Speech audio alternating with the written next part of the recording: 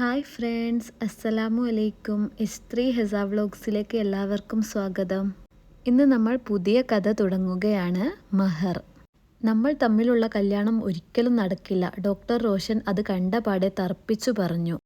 അപ്പോൾ ഇതെന്തു ചെയ്യും? അവൾ പ്രഗ്നൻസി കാർഡ് അവൻ്റെ അടുത്തേക്ക് നീട്ടിക്കൊണ്ട് ചോദിച്ചു. അവളുടെ കണ്ണുകളിൽ നിന്ന് കണ്ണുനീര് ധാരയായി ഒഴുകിക്കൊണ്ടിരുന്നു. എനിക്കൊരിക്കലും നിന്നെപ്പോലെയുള്ള പെണ്ണിനെ കല്യാണം കഴിക്കാൻ പറ്റില്ല. എനിക്ക് കുറച്ച് സങ്കല്പങ്ങളൊക്കെയുണ്ട്. എൻ്റെ കരിയറിനും എൻ്റെ സ്റ്റാറ്റസിനും യോജിച്ച പെണ്ണിനെയേ എനിക്ക് കല്യാണം കഴിക്കാൻ താല്പര്യമുള്ളൂ. അന്ന് അങ്ങനെയൊക്കെ സംഭവിച്ചു പോയി. അതൊരിക്കലും മനഃപൂർവ്വമായിരുന്നില്ല. അതിന് ഞാൻ സോറി പറഞ്ഞതാണ്. അതുതന്നെയാ എനിക്കും പറയാനുള്ളത്. എനിക്ക് നിങ്ങളെപ്പോലെയുള്ള ഒരാളെ കല്യാണം കഴിക്കാൻ തീരെ താല്പര്യമില്ല. എനിക്കും ഉണ്ട് ഒരുപാട് സ്വപ്നങ്ങൾ, ഒരുപാട്. ഇപ്പം ഞാൻ ഡിഗ്രി കഴിഞ്ഞിട്ടുള്ളൂ. എനിക്ക് ഇത് കഴിഞ്ഞിട്ട് ഒരുപാട് പഠിക്കണം. അതുമാത്രമല്ല, എൻ്റെ അമ്മായിൻ്റെ മകനുമായി എൻ്റെ കല്യാണം ചെറുപ്പത്തിലേ ഉറപ്പിച്ചതാ. പക്ഷേ ഇത് ആലോചിച്ചിട്ട് എനിക്ക് ആകെ പേടിയാവുന്നു. ഡോക്ടർക്ക് പറ്റുമെങ്കിൽ എന്തെങ്കിലും ചെയ്യേ. ഡോക്ടർക്ക് എല്ലാ മരുന്നും അറിയാലോ. നമുക്ക് ആലോചിക്കാം. ഇപ്പം എനിക്കൊരു കേസുണ്ട്. അത് കഴിഞ്ഞിട്ട് ഞാൻ നിന്നെ വിളിക്കാം. ഡോക്ടർ, നിങ്ങൾക്ക് എന്താ ഒരു സീരിയസ്നെസ് ഇല്ലാത്ത? ഇത് എന്നെ ബാധിക്കുന്ന പ്രശ്നമാണ്. നാളെ എൻ്റെ വാപ്പ എന്നെ കൊണ്ടുപോകാൻ വരും. അടുത്ത ആഴ്ച എൻ്റെ പെണ്ണുകാണലാണ്. അതിനു മുമ്പ് ഇതെന്തെങ്കിലും ചെയ്യണം, ഇപ്പോൾ തന്നെ. എനിക്ക് വാപ്പയെ ആലോചിക്കുമ്പോൾ പേടിയാണ്. വാപ്പച്ചിയെങ്ങാനും ഇത് അറിഞ്ഞാൽ അന്ന് എൻ്റെ അവസാനമാവും. ഞാൻ എന്ത് ചെയ്യാനാ? ഞാനൊരു ഡോക്ടറല്ലേ. എനിക്ക് ജീവൻ എടുക്കാനുള്ള അവകാശമില്ല. ഗൈനക്കോളജിയിലുള്ള ആരെങ്കിലും വിളിച്ച് ഇതിനെക്കുറിച്ച് പറഞ്ഞാൽ എനിക്കാണ് മോശം. അതുമാത്രമല്ല, അവർ നിഷ്പക്ഷമായി നിൽക്കും. ഗവൺമെൻറ് ഹോസ്പിറ്റൽ അല്ലേ, ചിലപ്പോൾ കേസാവാനും ചാൻസ് ഉണ്ട്. പിന്നെ എന്ത് ചെയ്യും എന്നാണ് ഡോക്ടർ പറഞ്ഞു വരുന്നത്? നീ വേഗം ഒന്ന് റെഡിയാവ്. നമുക്കൊരു പ്രൈവറ്റ് ഹോസ്പിറ്റലിൽ പോയി നോക്കാം. ആ മുഖമൊക്കെ ഒന്ന് കഴുകി വാ. അല്ല, നീ ഇവിടേക്ക് വന്നത് വേറെ ആരെങ്കിലും അറിഞ്ഞിട്ടുണ്ടോ? റിയയോ മറ്റോ? ഇല്ല, അവൾ കോളേജിലേക്ക് പോയി. ഞാൻ തലവേദന എന്ന് പറഞ്ഞ് ഇന്ന് പോയിട്ടില്ല. ഓക്കെ, അവൾ ഒരിക്കലും ഇതറിയരുത്. അവളല്ല ആരും. നീ ഇവിടെ നിൽക്ക്, ഞാൻ ഈ ഡ്യൂട്ടി ഡ്രസ്സ് ഒന്ന് അയച്ചിടട്ടെ. അങ്ങനെ അവർ രണ്ടുപേരും ഒട്ടും പരിചയമില്ലാത്തവരെ പോലെ മെഡിക്കൽ കോളേജിൻ്റെ വരാന്തയിലൂടെ വെളിയിലേക്ക് നടന്നു. ഗേറ്റ് കഴിഞ്ഞ പാടെ ഡോക്ടർ റോഷൻ സുഹാനയെ വിളിച്ചു. ഡോക്ടർ, എന്തു ചെയ്യും? എങ്ങനെ നമ്മൾ പോകുക? എനിക്ക് ആകെ പേടിയാവുന്നു. നമുക്കൊരു ഓട്ടോയിൽ പോകാം. നീ പേടിക്കേണ്ടെന്ന് പറഞ്ഞ് ഡോക്ടർ ഒരു ഓട്ടോ വിളിച്ചു. ഇരുവരും അതിൽ കയറി ഒരു പ്രമുഖ പ്രൈവറ്റ് ഹോസ്പിറ്റലിലേക്ക് വിട്ടു. ഗൈനക്കോളജി ഡോക്ടർക്ക് ടോക്കൺ എടുത്ത് ക്യാബിൻ്റെ പുറത്ത് വെയിറ്റ് ചെയ്യുമ്പോൾ രണ്ടുപേരുടെയും ഹൃദയം പടപടാമിടിക്കുന്നുണ്ടായിരുന്നു. കുറച്ചു നേരത്തെ കാത്തിരിപ്പിനൊടുവിൽ സുഹാന എന്ന് നെയ്സ് വിളിച്ചപ്പോൾ ഇരുവരും അകത്തു കയറി. പറയൂ, എന്താണ്? ഡോക്ടർ, ഇവൾ പ്രഗ്നൻ്റ് ആണോന്നൊരു ഡൗട്ട്. പീരീഡ്സ് ഇതുവരെ ആയിട്ടില്ല. അതുമാത്രമല്ല, കാർഡ് ടെസ്റ്റ് ചെയ്തപ്പോൾ ഡബിൾ ലൈന് കണ്ടു. ഡൗട്ടുള്ളൂ. എന്നാൽ നമുക്ക് ഇവിടുന്ന് ഒന്നുകൂടി ടെസ്റ്റ് ചെയ്യാമെന്ന് പറഞ്ഞ് ഒരു ടെസ്റ്റ് എഴുതിയ പേപ്പർ അവരുടെ കയ്യിൽ കൊടുത്തു. ലാബിൽ പോയി ടെസ്റ്റ് ചെയ്തു. റിസൾട്ടും കൊണ്ടുവരാൻ പറഞ്ഞു. ടെസ്റ്റ് ചെയ്ത് ബിൽ ചെയ്ത് കഴിഞ്ഞ് റിസൾട്ടിന് വേണ്ടി അവർ ഇരുവരും നെഗറ്റീവ് ആവണേന്നുള്ള പ്രാർത്ഥനയോടെ ഇരുന്നു. റിസൾട്ട് ഫയലിൽ വെച്ചിട്ടുണ്ട്. ഡോക്ടറിനെ ചെന്ന് കണ്ടോളൂ. കൺഗ്രാറ്റ്സ്. ഡൗട്ട് അടിക്കേണ്ട, ആൾ പ്രഗ്നൻ്റ് തന്നെയാണ്. അവർ ഇരുവരും ഞെട്ടിക്കൊണ്ട് പരസ്പരം മുഖത്തു നോക്കി. പക്ഷേ ഡോക്ടർ, എന്തു പറ്റി? എന്താ നിങ്ങൾക്കൊരു സന്തോഷമില്ലാത്ത? ഡോക്ടർ, അത് പിന്നെ ഞങ്ങളൊരു കുഞ്ഞിന് ഇപ്പോൾ പ്രിപ്പയർഡ് അല്ല.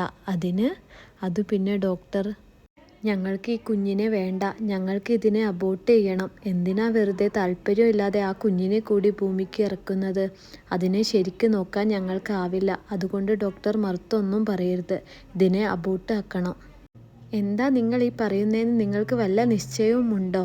ഈ കുഞ്ഞിനെ വേണ്ടാന്നുണ്ടെങ്കിൽ അതിനുള്ള മുൻകരുതലുകൾ നിങ്ങൾ ആദ്യമേ ചെയ്യണമായിരുന്നു. എല്ലാം റെഡിയായിട്ട് ഇനി നിങ്ങൾക്ക് കുഞ്ഞിനെ വേണ്ടാന്ന് പറയാൻ പറ്റില്ല. ഇതൊരു ഹെൽത്ത് ഇൻസ്റ്റിറ്റ്യൂഷനാണ്. ഇവിടേക്ക് കയറി വന്നപ്പോഴുള്ള ബോർഡ് കണ്ടില്ലേ? അബോർട്ട് ചെയ്യുന്നത് ശിക്ഷാർഹമാണെന്ന് പറഞ്ഞത്. ഡോക്ടർ, ഞങ്ങളുടെ നിസ്സഹായ അവസ്ഥയാണ് ഡോക്ടർ. നിങ്ങൾക്ക് എന്ത് വേണമെങ്കിലും തരാം, പ്ലീസ്. അവൾ ഡോക്ടറിനോട് കെഞ്ചി പറഞ്ഞു. ആട്ടെ, എത്ര ദിവസമായി പീരീഡ്സ് തെറ്റിയിട്ട്? 20 days. ഓ, എന്താ എന്നിട്ട് ഡോക്ടറിനെ കാണിക്കാഞ്ഞത്? അത് പിന്നെ എനിക്ക് PCOD ഉണ്ട്. അതുകൊണ്ട് പീരീഡ്സ് വൈകുകയാണെന്ന് കരുതി.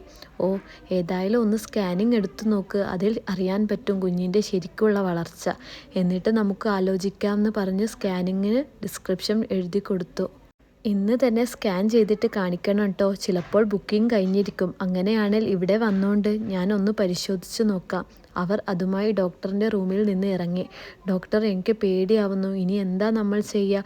ഇപ്പോൾ തന്നെ റിയ 4 പ്രാവശ്യം വിളിച്ചു, എവിടെയാണ് ചോദിച്ചായിരിക്കും. സ്കാനിങ് എടുക്കാനൊന്നും ഞാനില്ല, നമുക്ക് തിരിച്ചു പോകാം. ഞാൻ ഇത് എന്തെങ്കിലും ചെയ്തോളാം, എനിക്ക് വയ്യ, എന്തോ ക്ഷീണം പോലെ, ഒന്ന് കിടക്കണം. ഇപ്പോൾ നീ കോൾ എടുക്കല്ലേ, നീ ഇവിടെ ഇരിക്കെ, ഞാൻ സ്കാനിങ്ങിൻ്റെ അവിടെ ഒന്ന് പോയി നോക്കട്ടെ. ഡോക്ടർ സ്കാനിങ് റൂമിൻ്റെ ക്യാബിനിൽ ചോദിച്ചപ്പോഴേക്കും ബുക്കിംഗ് കഴിഞ്ഞിരുന്നു. വാ, നമുക്ക് ഡോക്ടറിനെ ഒന്ന് കണ്ടു നോക്കാം. ഡോക്ടർ, ആ ബുക്കിംഗ് കഴിഞ്ഞിട്ടുണ്ടാവില്ലേ, സ്കാനിങ് പിന്നെ ഒരു ദിവസം എടുക്കാം. ഞാൻ ഇവിടുത്തെ സ്കാനിങ് മെഷീനിൽ ഒന്ന് നോക്കട്ടെ. ഡോക്ടർ, നോക്കാനൊന്നുമില്ല, ഞങ്ങൾക്കിത് മുന്നോട്ട് കൊണ്ടുപോകാൻ താല്പര്യമില്ല. എന്താ മോളെ നീ ഇങ്ങനെയൊക്കെ പറയുന്നത്? സാധാരണ ഭർത്താക്കന്മാർക്കാണ് ഇതിന് താല്പര്യം ഇല്ലാതിരിക്കുക. ഇത് നീ 2 പേരും വാ, ഞാനൊന്ന് നോക്കട്ടെ. മോൾ ഇവിടെ കിടന്നേ. അവൾ ഡോക്ടർ റോഷനെ ഒന്ന് നോക്കി. റോഷൻ അവളോട് കിടക്കാൻ ആംഗ്യം കാണിച്ചു. മോളെ, ചുരിദാർ ഒന്ന് പൊക്കി വെക്കെന്ന് പറഞ്ഞു. ഡോക്ടർ അവളുടെ ചുരിദാർ പൊക്കിയതും അവൾ ഡോക്ടർ റോഷൻ അവിടെ ഉള്ളത് കൊണ്ട് അവനെ നോക്കി വേഗം ചുരിദാർ താഴ്ത്തി. എന്താ മോളെ, നിന്റെ ഭർത്താവ് തന്നെയല്ലേ ഇത്? ഇതുവരെ ഇല്ലാത്ത മടി എന്തിനാ ഇപ്പം കാണിക്കുന്നത്? ശരിക്കും നിങ്ങൾ ഭാര്യയും ഭർത്താക്കന്മാർ തന്നെ അല്ലേ? അവൾ അല്ലാന്ന് പറയാൻ നിന്നാലും ഡോക്ടർ റോഷൻ ആണെന്ന് പറഞ്ഞ് ഉറക്കെ മൂളി. എന്നിട്ട് അവളോട് മിണ്ടല്ലേന്ന് ആംഗ്യം കാണിച്ചു. ഡോക്ടർ പരിശോധിച്ച് ഹാർട്ട് ബീറ്റ് അവൾക്ക് കേൾപ്പിച്ചു കൊടുത്തു. നോക്ക് മക്കളെ, കുഞ്ഞ് ഡേറ്റിനനുസരിച്ചിട്ടുള്ള വളർച്ചയുണ്ട്. ഹാർട്ട് ബീറ്റ് ഒന്ന് കേട്ടു നോക്കി. എങ്ങനെയാണ് നിങ്ങൾക്ക് ഈ ജീവൻ വേണ്ടാന്ന് പറയുന്നത്? നിങ്ങളെ വിശ്വസിച്ചല്ലേ ആ കുഞ്ഞ് വളരുന്നത്? എന്നിട്ടും 2 പേരും ഹാർട്ട് ബീറ്റ് കേട്ട് ആകെ ടെൻഷനായി. ഒന്നുമില്ല ഡോക്ടർ, എന്നാണ് സ്കാനിങ്ങിന് വരേണ്ടത്? ഞങ്ങൾക്ക് പ്രോബ്ലം ഒന്നുമില്ല, ഞങ്ങൾ ഇത് കണ്ടിന്യൂ ചെയ്തോളാം എന്ന് ഡോക്ടർ റോഷൻ പറഞ്ഞതും അവൾ ഞെട്ടലോടെ അവൻ്റെ മുഖത്തേക്ക് നോക്കി. ഹാർട്ട് ബീറ്റ് കേട്ട് മനസ്സ് മാറിയതാണെന്ന് അവൾക്ക് അവനെ കണ്ടപ്പോൾ തോന്നി. എന്നാലും അവൻ ആദ്യം പറഞ്ഞ വാക്കുകൾ അവൾക്ക് ഒരിക്കലും ഉൾക്കൊള്ളാൻ പറ്റുന്നതായിരുന്നില്ല. ഗുഡ്, ഇതാണ് ഞാൻ കേൾക്കാൻ ആഗ്രഹിച്ചത്. വരൂ, നമുക്ക് ഇരുന്നു സംസാരിക്കാമെന്ന് പറഞ്ഞു ഡോക്ടർ ചെയറിൽ പോയിരുന്നു. അവരോട് ഇരിക്കാൻ ആംഗ്യം കാണിച്ചു. ഡോക്ടർ, എനിക്ക് ഒരുപാട് സ്വപ്നങ്ങളുണ്ട്, എനിക്കിത് കണ്ടിന്യൂ ചെയ്യാൻ പറ്റില്ല എന്ന് സുഹാന തർപ്പിച്ചു പറഞ്ഞു. ഡോക്ടർ, അവൾ പറയുന്നത് കാര്യമാക്കേണ്ട, ഞാൻ പറഞ്ഞു മനസ്സിലാക്കിക്കൊള്ളാം. സത്യത്തിൽ ഞങ്ങൾ ഇതിന് പ്രിപ്പയർഡ് അല്ലായിരുന്നു, അതാ അവൾ ഇങ്ങനെയൊക്കെ തന്നെയല്ലേ മക്കളെ പ്രിപ്പയർഡ് ആവാം. അല്ലാതെ ഇതിന് വേറെ എക്സാമും ട്രെയിനിങ്ങും ഒന്നും വേണ്ടല്ലോ. എല്ലാവരും എല്ലാം പഠിച്ചിട്ടല്ല അച്ഛനും അമ്മയും ആവുന്നത്. ഇതൊക്കെ അനുഭവത്തിലൂടെ തന്നെയാണ് പഠിക്കൽ. ഇപ്പോൾ ഇത് വേണ്ടാന്ന് വെച്ചാൽ നിങ്ങൾ ഒരുപാട് ദുഃഖിക്കേണ്ടി വരും. ഇനി നിങ്ങൾക്ക് തീരുമാനിക്കാം. ഞാൻ എന്തായാലും അബോർട്ട് ചെയ്യാൻ കൂട്ടു നിൽക്കില്ല. ഡോക്ടർ, നിങ്ങൾ മെഡിസിൻ എഴുതിക്കോളൂ, അവൾക്ക് ഞാൻ പറഞ്ഞു മനസ്സിലാക്കി കൊടുത്തോളാം. റിയയുടെ കോൾ വീണ്ടും വന്നതും അവൾ വേഗം ക്യാമ്പിന് പുറത്തേക്ക് പോയി. ഡിസ്ക്രിപ്ഷൻ വാങ്ങിച്ചു കൂടെ ഡോക്ടറും. വാ, നമുക്ക് മരുന്ന് വാങ്ങിയിട്ട് പോകാം, എന്തെങ്കിലും കഴിക്കുകയും ചെയ്യാം. ആർക്ക് മരുന്ന്? എനിക്ക് മരുന്നൊന്നും വേണ്ട. ഡോക്ടർ എന്തുദ്ദേശത്തിലാണ്? ഞാൻ പറഞ്ഞില്ലേ എനിക്കിത് മുന്നോട്ട് പോകാൻ പറ്റില്ല എന്ന്. എൻ്റെ കല്യാണം ഓൾറെഡി ഫിക്സഡ് ആണ്. അതിനിടയിൽ ഇതും കൂടി? എൻ്റെ വാപ്പ എന്നെ കൊല്ലു, ഉറപ്പാ. വാപ്പ വാക്ക് പറഞ്ഞാൽ വാക്കായിരിക്കും. നിങ്ങൾ ഒറ്റൊരുത്തനാണ് എൻ്റെ ജീവിതം ഇങ്ങനെ ആക്കിയത്.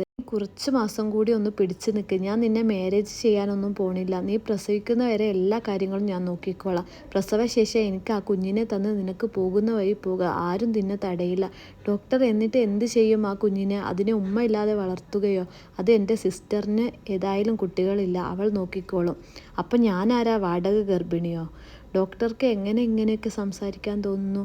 പിന്നെ ഞാൻ എന്ത് പറയാനാണ് നിന്നോട്? എൻ്റെ ഭാഗത്താണ് തെറ്റ്. കുഞ്ഞിനെ ഞാൻ ഏറ്റെടുക്കാം എന്ന് പറഞ്ഞില്ലേ, പിന്നെ എന്താ എന്നോ?